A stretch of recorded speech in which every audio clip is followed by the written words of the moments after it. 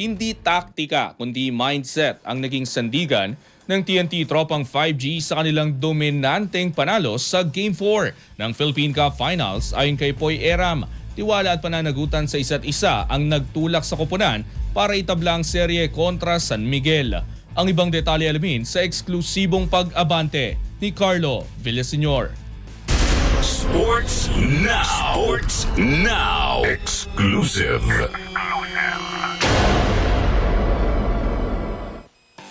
Hindi taktika kundi mindset ang naging sandigan ng TNT tropang 5G sa kanilang dominanteng panalo sa Game 4 ng PBA Philippine Cup Finals ayon kay veteranong sentro na si Poy Eram.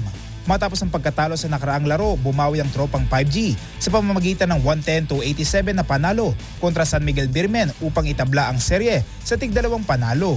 Ayon kay Eram, ang naging pundasyon ng kanilang pagbangon ay ang tiwala sa isa't isa at pananagutan bilang koponan. Dagdag pa niya, hindi sila maaaring magpatalo sa emosyon dahil serye pa ito at may pagkakataon pang mag-adjust. We just trust each other.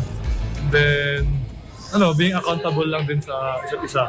So, siyempre, yun nga, coming from the last games na malaro namin. And then, ang hirap ma-down kasi series naman to eh. So, mahirap ma-down pero there's no reason to be para malungkot ka kasi nga series naman to. So, may time pa rin na makakapag-adjust pa rin naman kami. Makakalaro pa rin kami na maayos. Ang hinihiling lang sa amin ni Coach is to play, ilaruin namin laro namin for 48 minutes. So, I think that's what we did this game. And then, yun, nakuha namin yung tanong. Ipinalawanag ng sentro na ang pangunahing bilin sa kanilang coaching staff ay ang laruin ang kanilang sistema sa loob ng buong 48 minutes, bagay na nagawa nila ng maayos sa naturang laban. Sa Game 4, naging effective ang TNT sa opensiba at kontrolado ang tempo ng laro mula simula hanggang dulo.